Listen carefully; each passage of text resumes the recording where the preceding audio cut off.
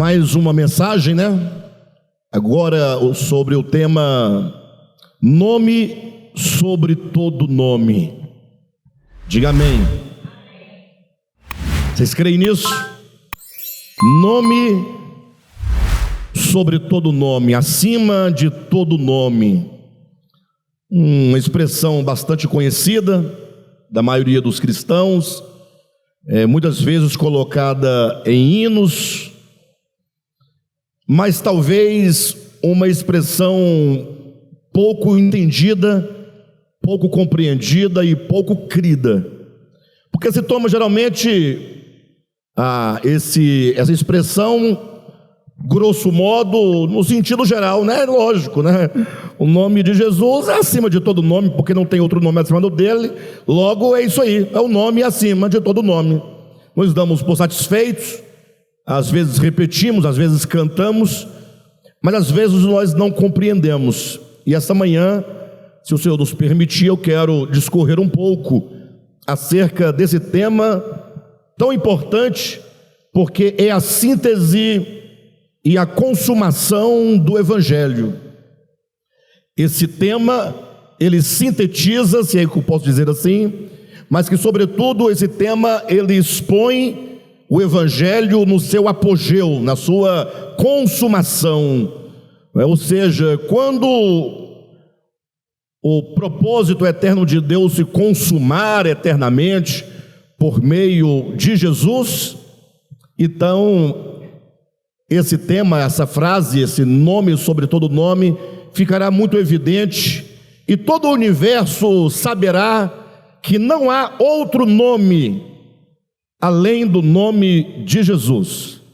Não há, nem nos céus, nem na terra, nem debaixo da terra, nem nos anos idos, nem na atualidade, nem nos séculos vindouros.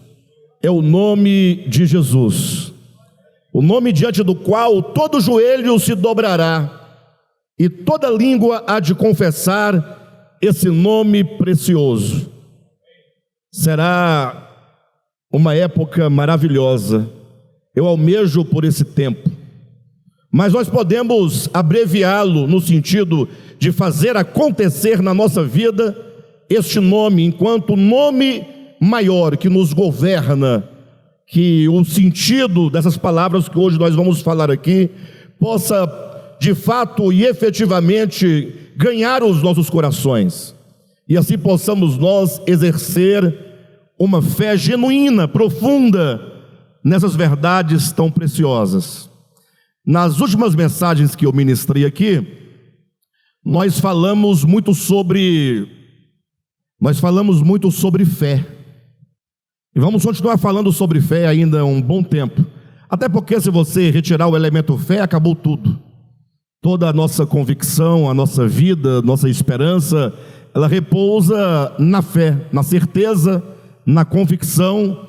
Fé essa que nos leva a ter uma experiência real com as coisas referentes a Deus. Mas nessa manhã, além de falar sobre o nome acima de todo nome, eu quero comunicar à igreja o fato de que nós temos um certo privilégio de podermos participar da história da construção deste nome. Ou seja, quando chegar o momento em que o nome de Jesus será amplamente visto, crido, entendido, aclamado como o nome acima de todo nome, onde nós estaremos na hierarquia dos seres criados por Deus, ou mesmo na hierarquia dos homens, mesmo na hierarquia da humanidade.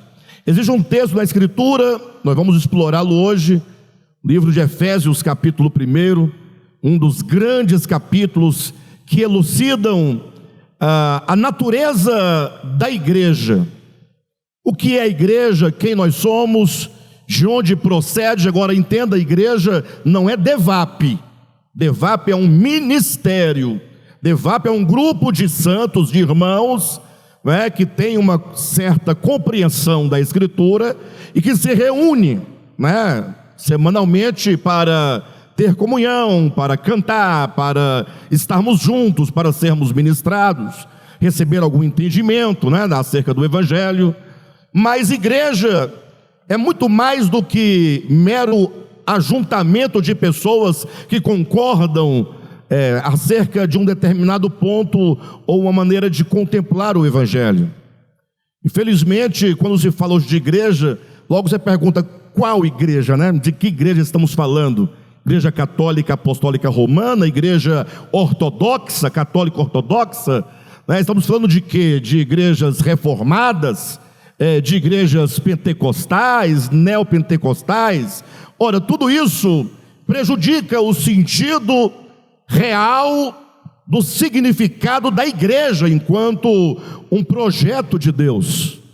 Então a igreja, elas são pessoas que fazem parte de um propósito eterno de Deus, que desde a eternidade, Deus, pela sua soberania, Ele traçou um plano em que um grupo especial de pessoas fariam parte da construção deste homem chamado Jesus, faria parte da construção desse nome que estará acima de todo nome. Vamos verificar. Abra a sua Bíblia. Eu espero que essa mensagem possa ajudar a todos a compreender melhor, não somente a igreja, mas quão privilegiados nós somos, como Deus é bom. Privilégio esse que não passa pelos nossos méritos, privilégio este que não exige em razão de nós sermos melhores do que outras pessoas, absolutamente. Toda a igreja do Senhor era fruto da soberania, da escolha divina, de um amor eletivo que nós simplesmente não temos como explicar. Efésios capítulo 1. Todos encontraram? Bem, eu quero que vocês olhem para este capítulo. Nós vamos dividi-lo aqui em algumas partes, e eu preciso que vocês acompanhem passo a passo, para que ninguém se perca no sentido do texto. Veja que no capítulo 1, a partir do versículo 3, quando o apóstolo Paulo começa a dizer assim, olha: bendito o Deus e Pai de nosso Senhor Jesus Cristo, que nos tem abençoado com toda sorte de bênção espiritual nas regiões celestiais em Cristo. Então, primeira coisa, todo esse capítulo, a cada versículo, a cada declaração que o apóstolo fizer, seja em referência, no primeiro momento, aos judeus, ou seja em referência aos gentios, no segundo momento, eu vou indicar para vocês, vocês verão com bastante clareza. Mas o fato é que todas as declarações de bênçãos aqui demonstradas e declaradas repousam no nome de Cristo. Paulo vai usar a expressão em Cristo. Então Paulo começa dizendo acerca das bênçãos espirituais nas regiões celestiais em quem? Em Cristo. Cristo, Ele é o centro da economia de Deus. Ele é o centro do propósito de Deus. O que queremos dizer com essas palavras? Ora, queremos dizer que quando Deus decidiu criar o universo, falamos aqui na qualidade de homem, falamos com uma linguagem meramente humana, o fato é que toda a existência, toda a criação, todos os mundos foram criados para o Cristo de Deus. O Cristo de Deus é o eleito. Ele é aquele que o Pai decidiu que todas as coisas devem existir nele. É em Cristo que tudo existe. Paulo vai deixar claro que Deus decidiu que todas as coisas deveriam existir em Cristo, serem criadas por Cristo e ter a Cristo como fim, como alvo, porque todas as coisas foram feitas também para Ele. Então a consumação da obra de Deus se dará quando todas as coisas dos céus e da terra convergirem para a pessoa de Cristo. Tudo convergindo, todos os mundos, toda a criação, toda a natureza, todos os homens, tudo encontrando em Cristo o seu centro o seu suporte, a razão da sua existência, tudo convergindo para a pessoa de Cristo. Logo, o apóstolo Paulo então vai colocar Cristo como sendo a base de todas as coisas. Agora, quando você pega a sua Bíblia, preste atenção, e para que você não se perca nesse entendimento, e ler então o versículo 3, quando ele diz que Deus o Pai nos tem abençoado, não tem na sua Bíblia esse pronome? Nos tem abençoado a nós. O que você entende no primeiro momento? Você pegou sua Bíblia, você está lendo, você se depara com essa informação: bendito Deus e Pai, que nos tem abençoado com toda sorte de bênçãos espirituais nas regiões celestiais em Cristo. A pergunta que você deve fazer diante de um texto, quando você lê, saiba que você está lendo um texto que foi escrito há basicamente 2000 anos. Então alguém escreveu esse texto e ele dirige esse texto para alguma comunidade, sim ou não? No texto de Paulo, ele coloca: Deus nos tem abençoado. E a pergunta que você deve fazer é: quem é esse nos? Quem é esse a quem Deus tem abençoado? Porque a nossa tendência de leitura, e isso que nos tira do sentido do texto, é quando você lê nos tem abençoado, você se coloca no nos, porque você já se sente parte do texto, de quem fala, para quem a carta foi escrita. Você não faz diferença ou distinção. E eu não quero entristecer vocês, mas esse nos aqui não nos inclui. Diga amém. Calma que vai chegar a sua vez. Mas esse nos aqui não inclui a Rosirene, não inclui o Juraci. Josué, não tem jeito. Você pode até ficar meio triste, mas a sua vez vai chegar. Esse nos não inclui o Alexandre. Por que não? Vamos lá? Ainda em Efésios capítulo 1, passa a página da sua Bíblia e veja no versículo 12.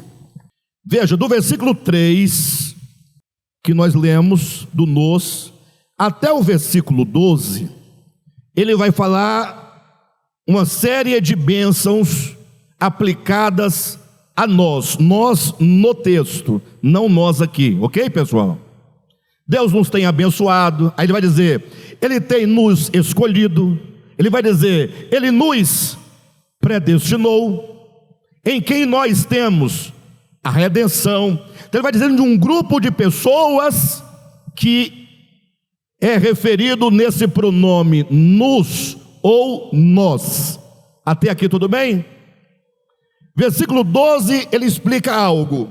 Ele diz: a fim de sermos, a fim de nós, esse nós do texto, a fim de nós sermos para louvor da sua glória, vírgula. E aí ele explica quem é o nós. Nós quem? Leia na sua Bíblia, em nome de Jesus. Nós, os que? Nós, aqueles que? Nós, os que de antemão esperamos em Cristo. Então tem um grupo de pessoas que nesse texto Paulo chama de nós, que são aqueles que de antemão, muito antes de virem os gentios ao Evangelho, muito antes de haver a igreja, muito antes de Cristo se encarnar, antes havia aqueles que já esperavam pelo Cristo, já tinham uma esperança do Cristo. Quem eram esses que de antemão aguardavam pelo Cristo? Eram os hebreus, o povo mais conhecido no Novo Testamento por os judeus. Mas o fato que aqui está se referindo ao povo eleito de Deus do Antigo Testamento, a saber, o povo judeu, o povo hebreu, os filhos de Abraão, de Isaque e de Jacó, segundo a carne. Eram eles que aguardavam de antemão, antes de Cristo vir, aguardavam pelo Cristo.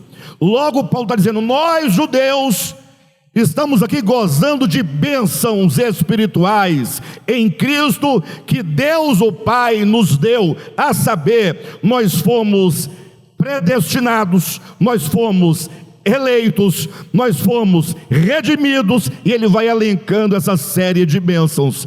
Mas daí você diz assim, tá, mas tudo bem, afinal, o próprio texto explica quem é o nós. Vocês percebem que no versículo 12, esse nós, ele vem explicado para se referir a quem o texto se refere. Até aqui está tudo bem? Alguma novidade? Nenhuma, né? Tudo certinho? E aí então veja o que Paulo diz no versículo 13. Em quem? Em Cristo, também vós. Este vós agora somos nós. Amém? Queridos, que maravilha. Isso aqui é o centro da teologia paulina.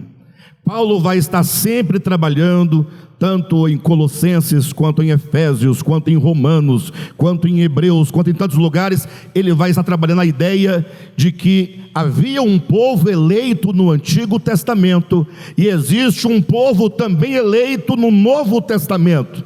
Ou seja, Paulo está falando daqueles a quem Deus elegeu, tanto na era do Antigo Testamento, eleição essa que estava vinculada ao povo de Israel, e agora aqueles que depois de Cristo, ele agora vai trazer para reunir aos eleitos do Antigo Testamento. É um grupo grande, imenso de pessoas que vão cumprir um papel extremamente importante na economia de Deus, no propósito de Deus. Então ele vai dizer no versículo 13, em quem também vós, depois que ouvistes a palavra da verdade, depois que vocês ouviram o evangelho da vossa salvação, tendo nele, neste evangelho, também crido, fostes o quê? Selados com o Santo Espírito da promessa. Ou seja, havia uma promessa essa que começou em termos bíblicos, históricos, lá em Abraão. Lembra quando Deus chamou Abraão? Abraão não é o pai de Isaque, que é o pai de Jacó, de onde vem o povo de Israel? Sim ou não? E daí vai surgir a ideia de que Israel era o povo exclusivo de Deus, e que portanto quem não fazia parte do povo de Israel não tinha promessa, não tinha as alianças, não tinha acesso. Os judeus desenvolveram esse pensamento posterior, mas se esquecem que quando Deus chamou Abraão pela primeira vez, Deus fez uma promessa. Qual foi a promessa? Abraão, sai da tua terra, sai da tua parentela e vem para uma terra que eu te mostrarei. Olha a promessa: em ti serão benditas todas as famílias da terra. Então a escolha de Deus de Abraão não excluiria os demais homens que não seriam judeus. Apenas Deus chama Abraão por uma questão de preservação dos oráculos divinos que estavam se perdendo. Imagina só se Deus coloca os seus oráculos, a sua palavra, né, a sua profecia, na mão de qualquer pessoa e de todas as pessoas. Quem vai guardar isso? Quando algo é entregue para todo mundo, ninguém vai preservar.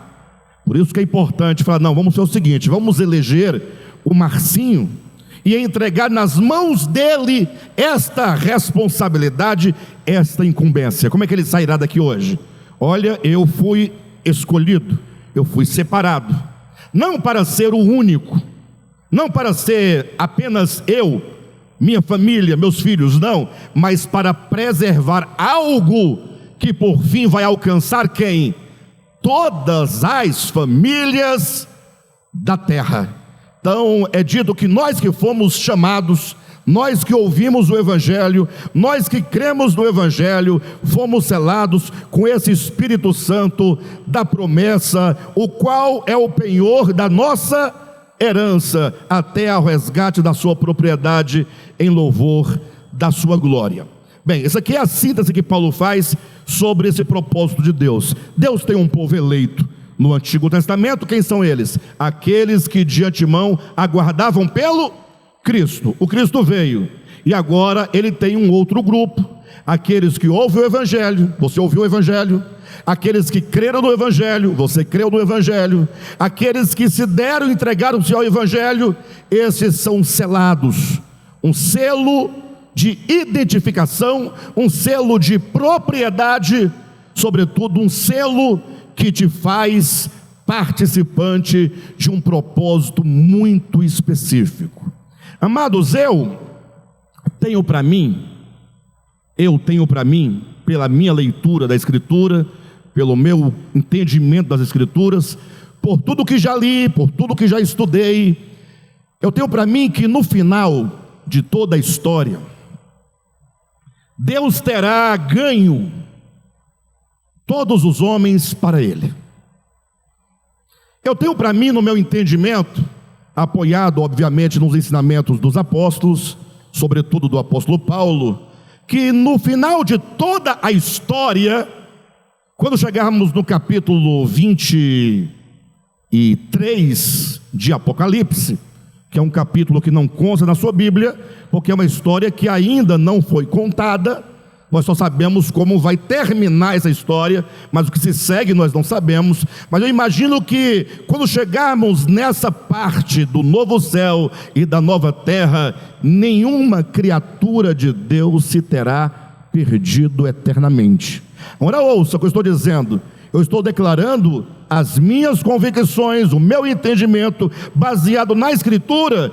Não é que todos os homens serão salvos finalmente, eu não disse isso. Eu disse que nenhuma criatura. O que é maior, todos os homens ou nenhuma criatura? O que é mais abrangente? Ei, o que é mais abrangente? Nenhuma criatura se terá perdido. Isso é chocante. Alguém vai me acusar de universalismo. Então você é universalista? Eu não sei, eu nunca estudei essa corrente, não sei quem são as referências que defendem essas coisas. Eu estou falando do que eu leio na Bíblia. Porque pense você comigo por um momento. Você acha que o Deus eterno, e eu vou demonstrar na Escritura, todo poderoso, grande, aquele que sabe todas as coisas, ele é a própria sabedoria, aquele que tem todo o poder, todo o conhecimento, ele começaria uma obra para fazer então um adversário de si, chamado Satanás, para que esse Satanás possa se opor a Deus durante toda a história, numa queda de braços, e no final, quando a história acabar, Satanás ter ganho uma parte daquilo que saiu de Deus, que procedeu de Deus, levar consigo uma parte da criação e ficar lá no inferno, embora queimando, mas zombando. Estamos queimando, mas vencemos. Nós subsistimos sem Ele. Isso cabe na sua mente, na sua cabeça? O próprio Jesus, num dado momento, ele diz assim a seus discípulos: olha, quando você for tomar uma decisão, palavras de Jesus, pessoal, me acompanhe, porque o assunto é grave, o assunto é sério, e você precisa compreender. Ele disse: olha, quando você for tomar uma decisão séria na sua vida, vocês devem ter tomado já muitas decisões sérias, sim ou não? Mas vocês já perceberam que quando vocês tomam algumas decisões sérias, lá na frente você percebe que não vai dar? Quem já começou um trabalho e no final, rapaz, não deu. Não deu. Minha mãe um dia falou assim: nós vamos construir a nossa casa. A gente morava num barraco. Ela falou: nós vamos construir uma casa. A sala, só a sala vai ter uns 40 metros quadrados de sala. A janela da sala, ela media uns 5 metros de janela. Minha mãe não está aqui hoje, mas ela pode dar o testemunho. 5 por 2. Só a janela. O vão, não tinha janela, mas deixou o vão. Mas por que isso aí tudo? É porque é a minha janela. Minha mãe nunca gostou de coisa michuruca. Nunca conseguiu o que quis, mas se é para desejar, deseja o melhor. É a mãezinha assim. Naquela época, imagine, em 82, 81, era uma época difícil, não era? Ela comprou uma geladeira Consul. Aquelas grandonas que tinha o freezer e o refrigerador separados. Pensa num monte de geladeira. A casa todinha pobrezinha, mas a geladeira era imponente. Minha mãe era dessas assim. Bichinha começou a construir, tadinha. Ficou só no vão da janela. Não foi para frente. Verdade. Quantas coisas você começou a fazer e não deu conta? Sabe aquele casamento que você entrou? Pensa num casamento emocionante, todo mundo, padrinho, madrinha, presente, véu, gastou 60 mil reais numa festa, aquela coisa, todo mundo feliz, e depois não deu certo o casamento. Não tem casamento assim que não dá certo? O da Rosirene está firme. Isso aí não acaba não, esse é casamento raiz, né? Raiz. Casamento assim é uma maravilha. É sofredor, a gente sabe, né? Mas não tem nada sem sofrimento, não existe. Mas sabe aquele casamento que você falou, puxa, estava indo tão bem, não deu. Por que não deu? Por vários motivos, por fraquezas humanas, não importa, coisas que você não contava, você não esperava, aconteceu e ponto, a história, a vida é assim, sim ou não? Você não deu conta de continuar. Sabe aquele pai, aquela mãe que fez de tudo pelo filho, lutou pelo filho, colocou na escola, educava, conversava, disciplinava, fazia e acontecia, o menino cresceu e virou uma coisa esquisita. Acontece isso? E o pai fala, não consegui. Uma frustração, sim ou não? A nossa história, ela é marcada por coisas que a gente começa e não consegue terminar, muitas delas. Algumas a gente consegue, a maioria não. Essa é a verdade. Mas Deus não é assim.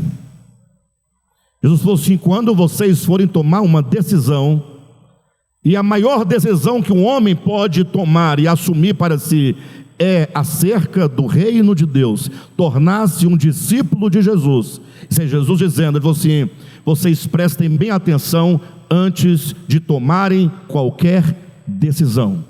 E por que, Jesus, eu tenho que prestar atenção? E ele diz, porque qual é o rei que indo para uma batalha, ele primeiro não avalia as condições dos seus soldados, do seu exército, se tem número suficiente, se tem força suficiente para enfrentar o outro reino?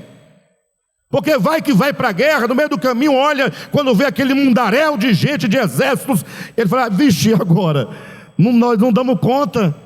Então era melhor não ter ido, disse Jesus, porque senão você vai ficar envergonhado em meio ao caminho, e você vai ter que desistir da sua decisão, daquela empreitada, e todos vão dizer, zombando de você, saiu a guerra e não deu conta. Será que isso vale para Deus, irmãos? Ei, ajuda aí, pessoal.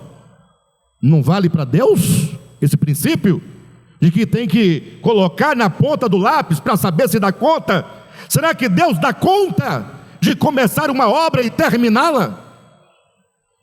Terminá-la com sucesso, porque quando alguém morre, depois de ter feito tudo, de tudo para viver, acabou, só que acabou ruim, morreu, né? Porque o certo é que o sucesso é que você consiga obter os resultados positivos e não negativos. Será que Deus ele tem força suficiente para realizar o seu propósito? Agora calma, olhe para mim, pessoal, por favor. Tem aqueles, e aí nessa área eu não discuto, né? que vão dizer: Alexandre, você está certo, é lógico que Deus começou a obra dele e ele vai terminar com sucesso. Só que o problema dessas pessoas que vão dizer, concordando comigo, é que ele vai dizer: a grande questão que o Alexandre não está levando em conta é que quando estiverem lá no lago de fogo, aquelas milhares e milhares e milhares e milhares de almas no enxofre, com um demônio, com um Satanás e no garfo, né? Aquilo lá é o sucesso daquilo que Deus planejou. Eles vão dizer: Deus planejou o lago de fogo, Deus planejou o inferno. Logo, quando o inferno estiver em alta, Deus terá alcançado o seu propósito, ele será glorificado pela desgraça alheia. Ele criou criaturas para pegar fogo, né? Deus fica brincando de voodoo, cria o homem para ficar espetando o homem. E na medida que o homem vai ali, à medida que ele vai sentindo dor e gritando, Deus vai tendo prazer, dizem, porque Deus criou uma grande parte da humanidade para o perecimento eterno. Bem, se alguém acredita que Deus fez um plano deste modo, eu não tenho o que falar. Eu só não creio assim.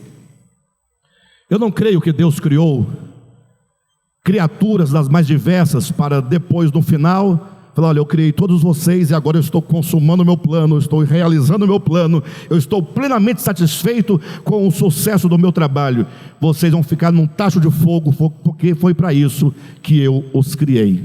Eu não posso crer dessa maneira. Ainda que tenha meia dúzia de versículos mal lidos e mal compreendidos e mal interpretados que pareçam dizer algo nesse sentido, mas apenas parece.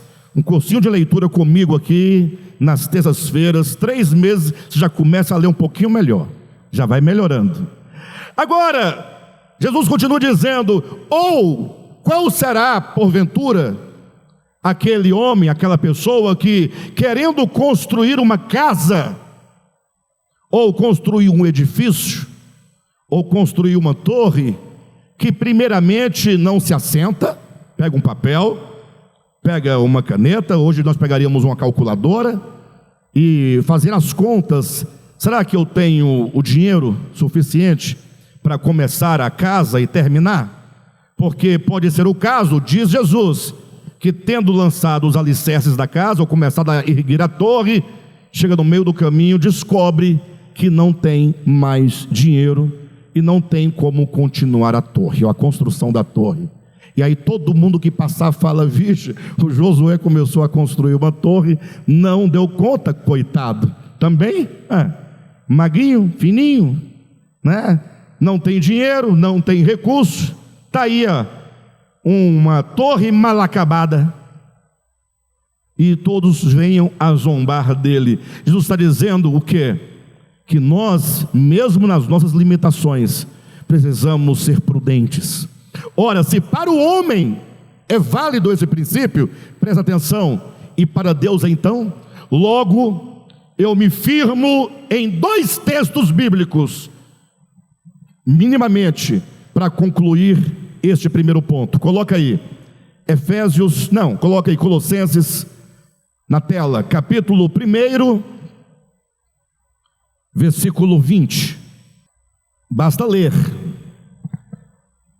E que, havendo feito a paz pelo sangue da sua cruz, quem está acompanhando?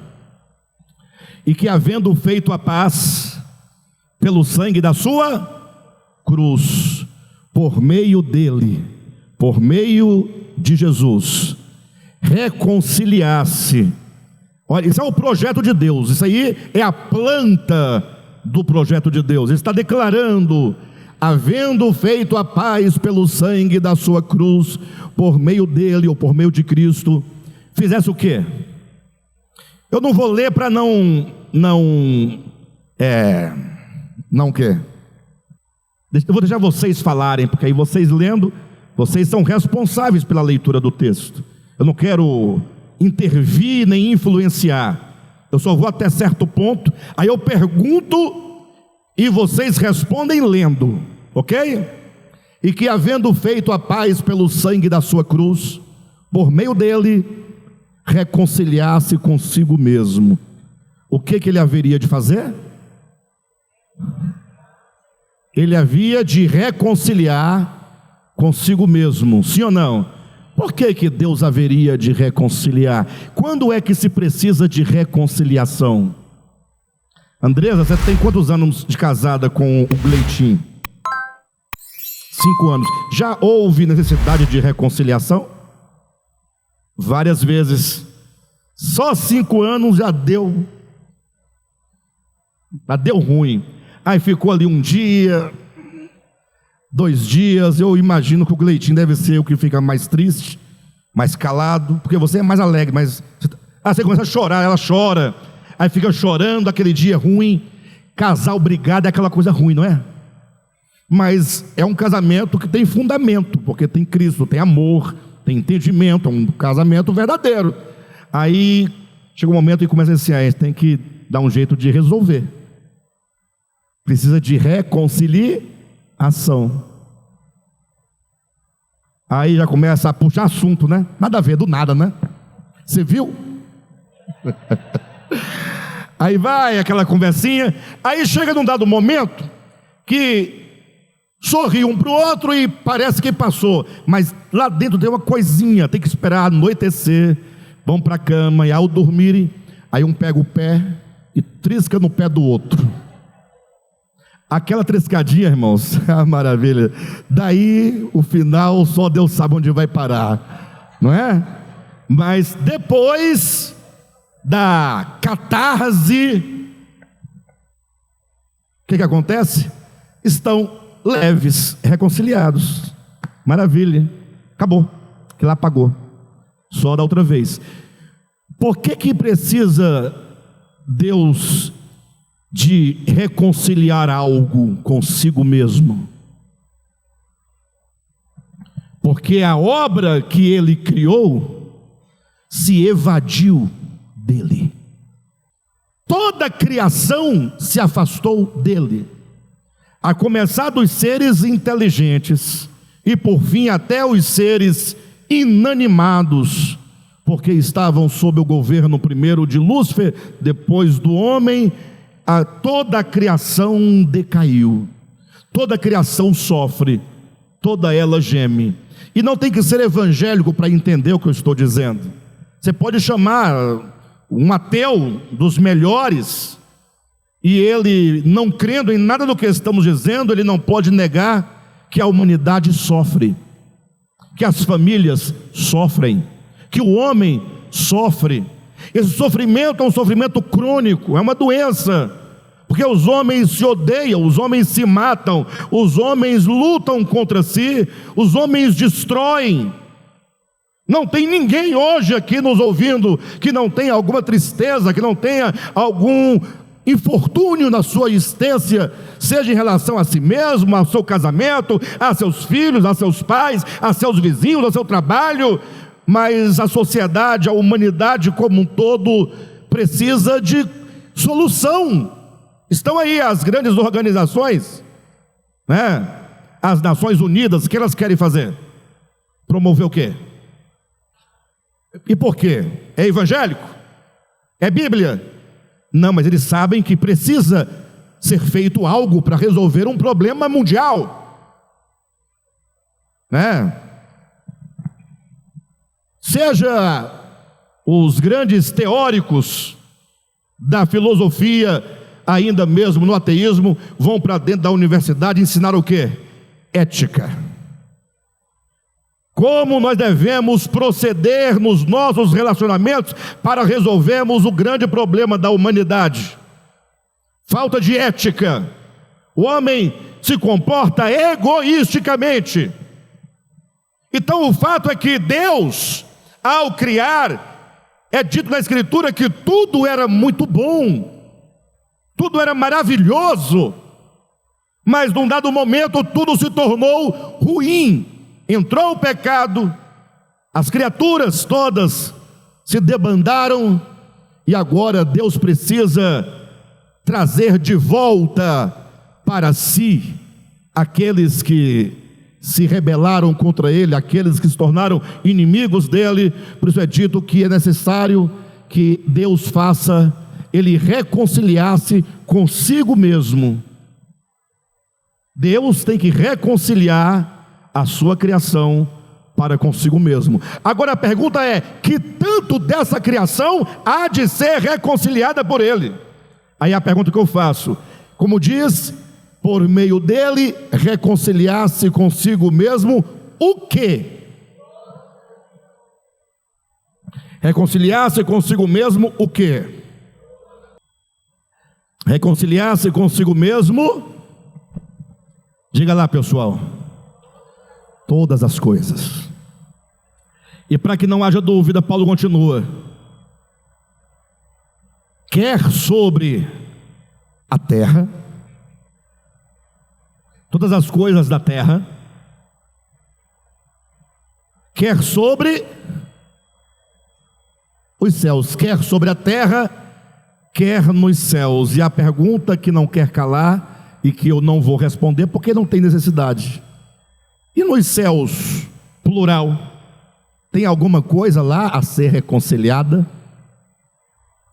O fato é que a reconciliação, segundo Paulo, é para toda a criação de Deus. E quando isso acontecer, nós temos agora Efésios capítulo 1, versículo 9 e 10. Eu estou tentando caminhar para chegar onde nós precisamos chegar, que é onde vai dar a pergunta dramática que você vai ficar se questionando. Ora, se é assim, então aí vamos ter um problema. E aí é onde nós vamos nos encontrar no nome que está acima de todo nome, que pelo jeito não vai sair hoje, mas não tem problema não. Não se preocupe com horário, com tempo, com dias, vai dar certo. Um dia a gente completa tudo. Então Paulo continuando, ele diz: olha, desvendando-nos o mistério da sua vontade. Queridos, leiam lá. Vocês estão com suas Bíblias abertas? Aqui é a Bíblia também, tá? Está na tela, mas o fato é que aqui fala da vontade de Deus. Deus tem uma vontade, não tem? Deus tem vontade, desejo.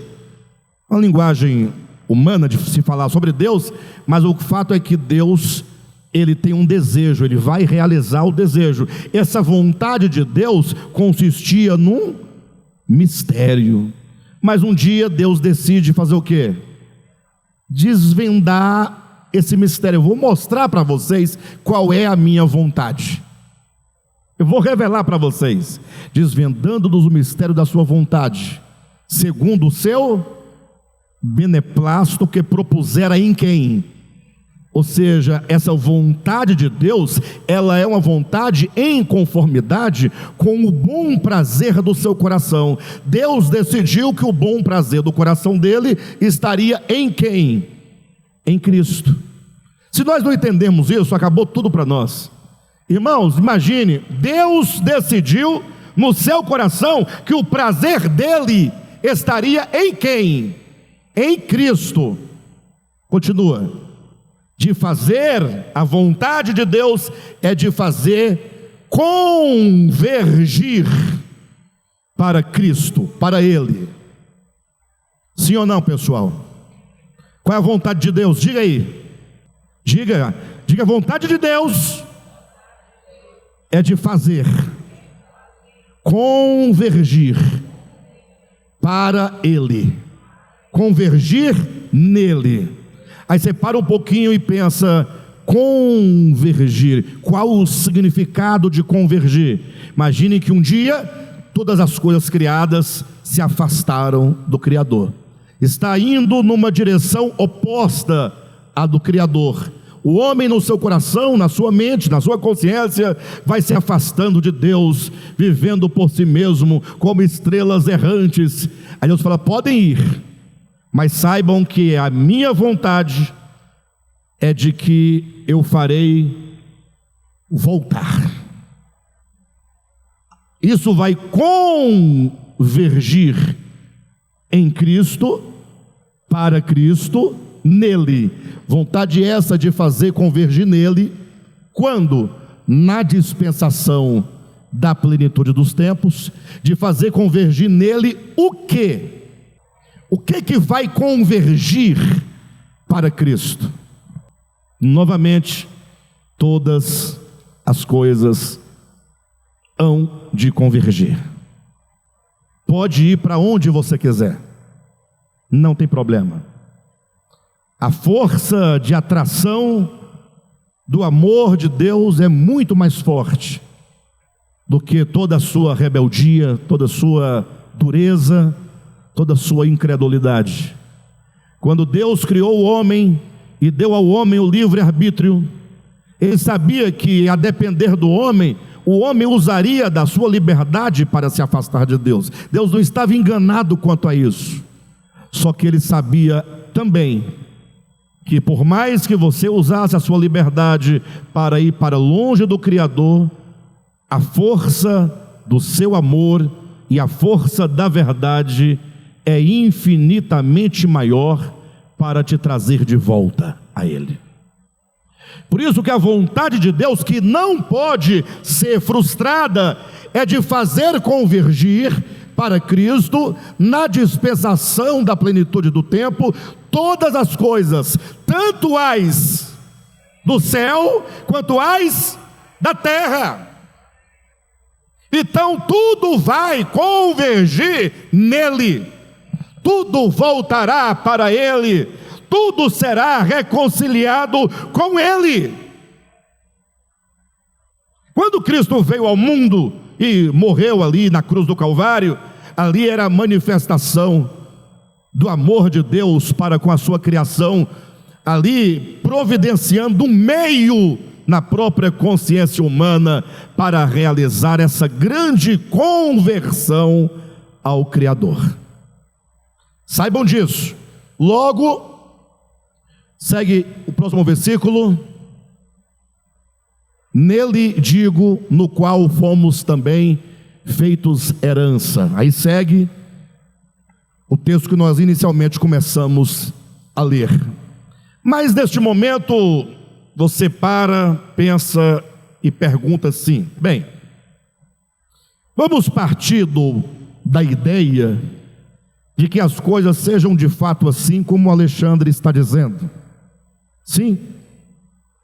Me dê essa chance aí. Por um momento acredite no que eu estou dizendo.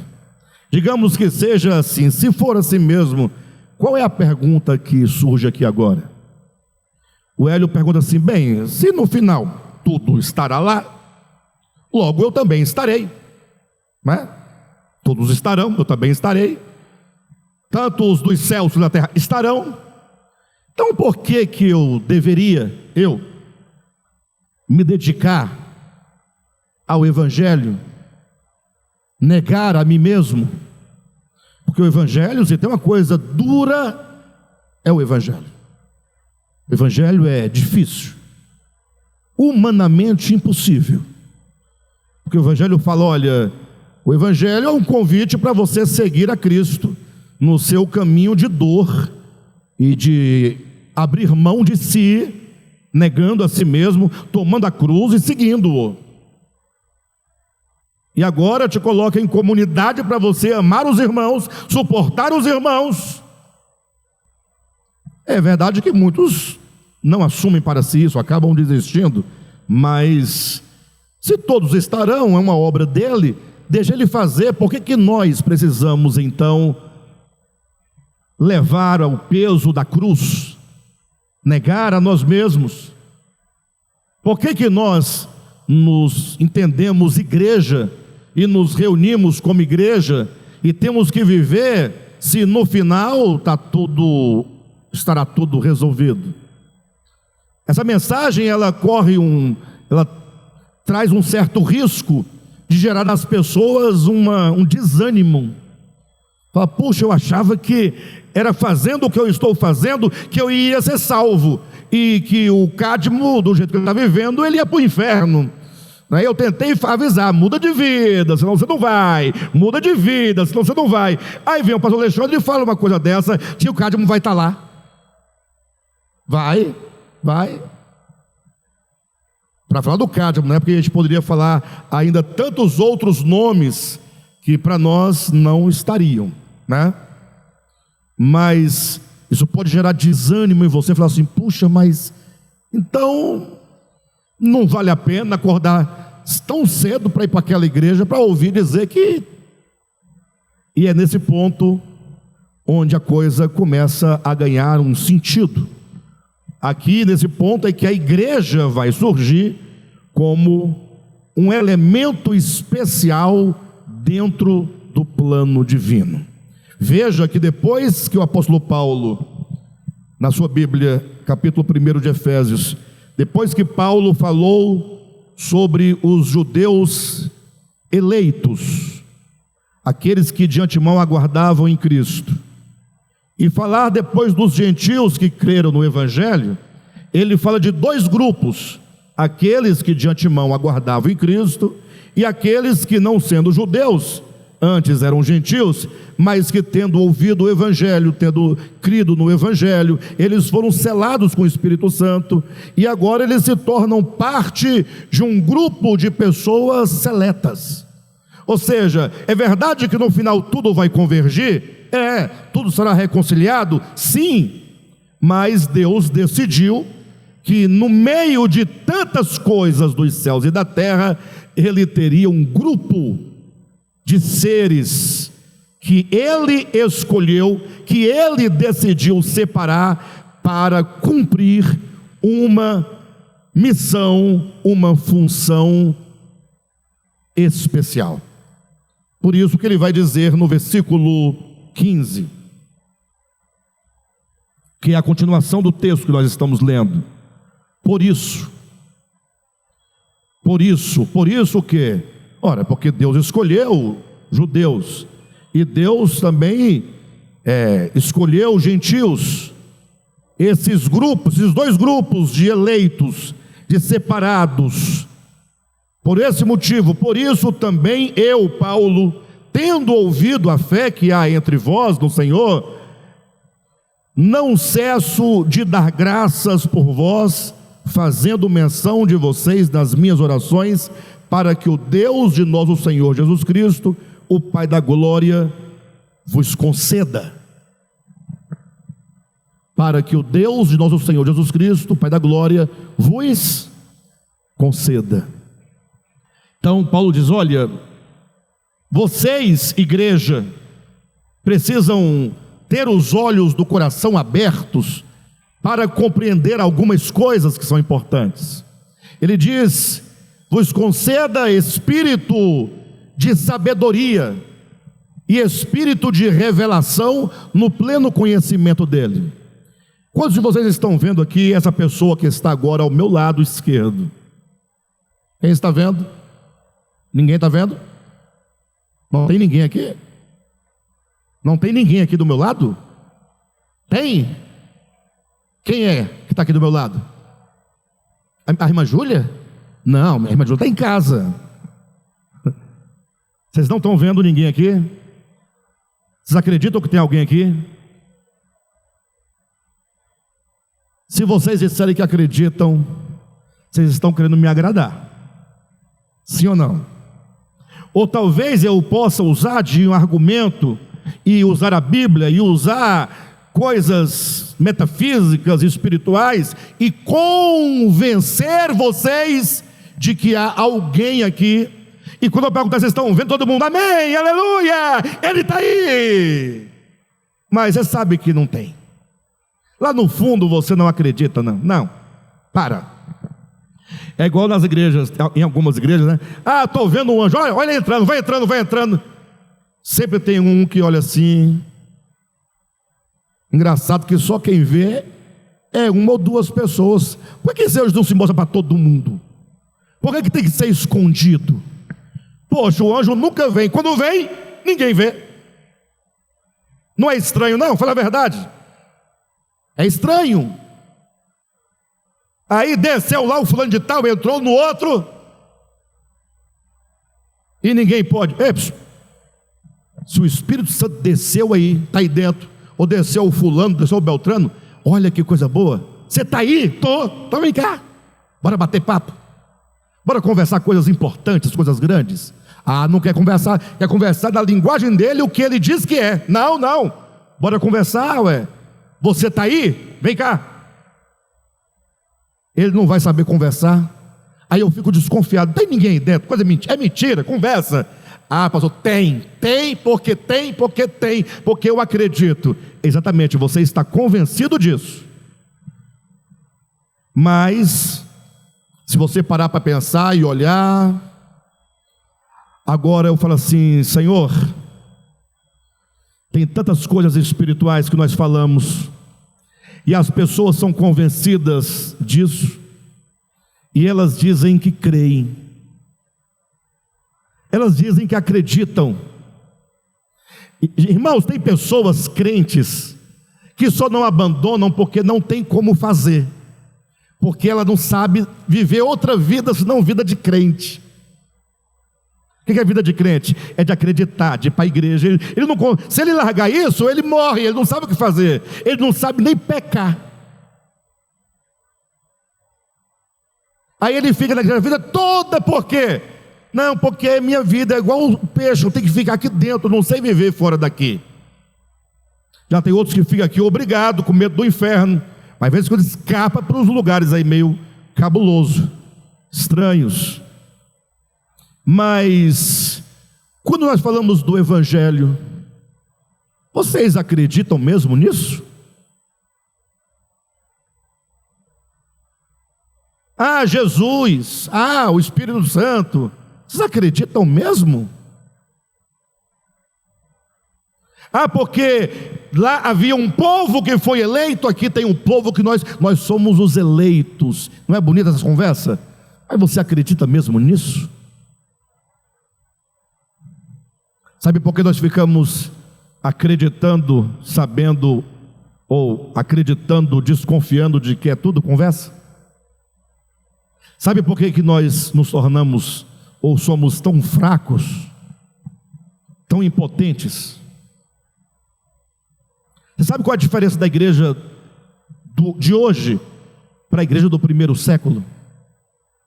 Que energia era aquela que aqueles homens e mulheres tinham?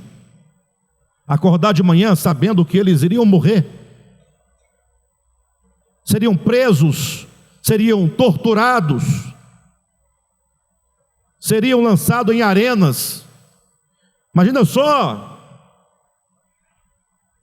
pensa comigo, o Gilson é um cara fiel, pensa no homem fiel, é o Gilson, está aí com a gente, com o Evangelho, filmando, ele acredita.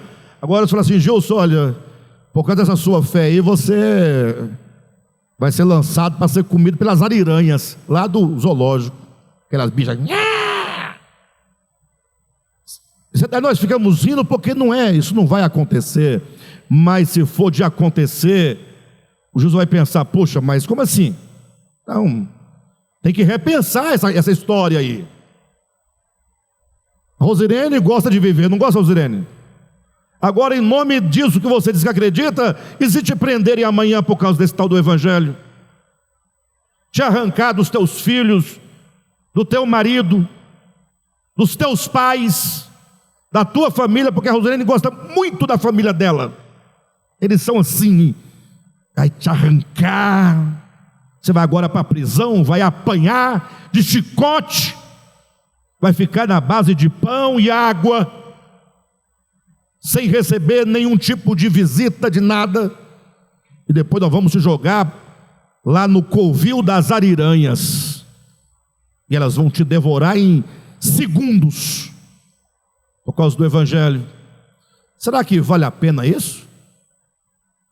Por que para os primeiros valiam a pena, e para nós, longe de ser fatual, pelo menos por enquanto, ocorre que nós não temos força para isso, ou temos? Eu estou desafiando a fé de vocês, e a minha fé.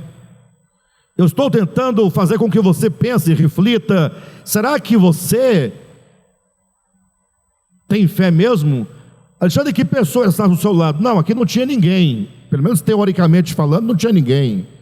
O que eu quero dizer é, Imagine se eu faço essa pergunta para você, e aí a irmã Eula começa a regalar os olhos, e ficar assustada, e cutucar o marido dela, o Rodolfo, falando assim: eu estou vendo. Ele está vendo o quê? Eu falei: não sei, só sei que eu estou vendo. Digamos que ela fale a verdade e que não seja, que seja uma experiência real. Ou seja, de repente ela estava sem acreditar, mas no dado momento os olhos espirituais do coração começam a se abrir. E agora ela tem muito melhor condições de ficar aqui o dia inteiro para acabar e concluir essa mensagem, que ela quer saber qual é o final da mensagem. E o marido dela fala: pelo amor de Deus, eu tenho um compromisso. Ela: dane-se o seu compromisso, vá você sozinho, eu estou vendo. E ele fala: pois então você vai ficar aí, porque eu vou. Como ele não vai fazer isso? Porque o Rodolfo, por essa mulher dele, ele morre, ele luta, ele agarra, ele faz qualquer coisa. Ele vai ficar, não pela palavra, ele vai ficar por ela, porque ele não pode deixá-la. Mas vai ser um saco, vai ser horrível, até de tarde, sem comer, para entender o restante da mensagem que está começando agora exatamente. Mas ele não viu, ele não tem os motivos da Eula. E a Eula vai ficar vibrante, cheia de energia, não tem fome. Aí acontecerá o verdadeiro jejum, porque ela não tem fome, ela está enxergando algo que é maior do que ela mesma, e isso a atrai, e isso a leva a tomar decisões, a seguir caminhos que sem ver não seria capaz de realizar. A fé é o abrir dos olhos do coração. Essa fé que se diz que todo mundo tem, a fezinha velha, serve para nada, qualquer ventinho acaba.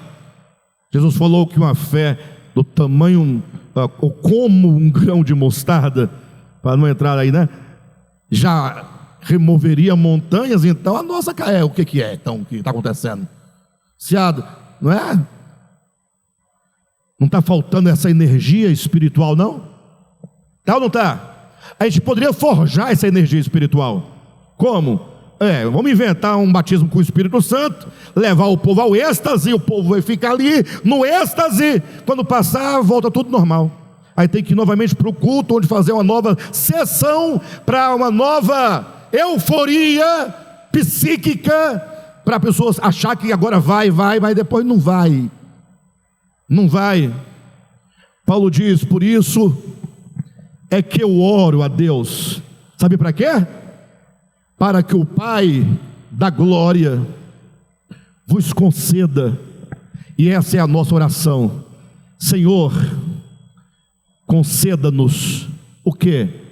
Espírito de sabedoria, de entendimento, e nos conceda espírito de revelação. Senhor, revela, mostra, eu preciso enxergar, porque se eu não vir, eu não terei força para seguir. Ninguém irá seguir sem fé, impossível. O máximo que a gente vai conseguir é reunir aos domingos capengando. Já houve quem dissesse, sempre tem alguém para dizer: pastor Alexandre, essa igreja está cheia de gente, lotada. Mas os que são daqui não querem vir também. Por quê? Não tem a feira para resolver. Feira de domingo é feira boa? Não é porque tem isso, tem aquilo. Por quê? Não, isso não é a razão. A razão é falta de potência espiritual, é falta de percepção espiritual, é a falta da fé. Jesus perguntou: quando vier o Filho do Homem, achará porventura fé sobre a terra? Paulo está dizendo que ele orava para que Deus concedesse espírito de sabedoria, de revelação, no pleno conhecimento dele. Ele diz que orava para que Deus iluminasse os olhos de quê? Do coração. Por que você não ora a partir de hoje? Senhor, ilumina os olhos do meu coração, para eu compreender algumas coisas. Essas coisas nós vamos compreender, vamos falar só semana que vem, tá bom? Mas o fato é que você precisa orar: Senhor, ilumina os olhos do meu coração. Ah, pastor, eu já nem estou orando mais. Pois então agora você tem motivo. Faça com você mesmo um compromisso. Que tal você passar essa semana toda se preparando para o domingo que vem? Porque nós vamos continuar dizendo. E como é que você vai se preparar? Você vai dizer no seu coração, só se você quiser. Se não quiser, não tem problema. Você vai dizer: Senhor, ilumina os olhos do meu coração. Ei, pessoal, olha para cá. Ilumina os olhos do meu coração. Fala para os seus filhos orarem: ilumina os olhos do meu coração. Abra os olhos do meu coração, eu quero ver. Irmãos, quando nós começarmos a ver, não vai ser de uma vez, você não aguenta, mas você vai vendo aos poucos. Mas esse pouco que você vai vendo a cada momento, a cada dia, é o suficiente para te colocar em movimento. Ilumina os olhos do coração para saberdes. Semana que vem nós vamos falar quais são os elementos que nós precisamos ver. Amém, queridos?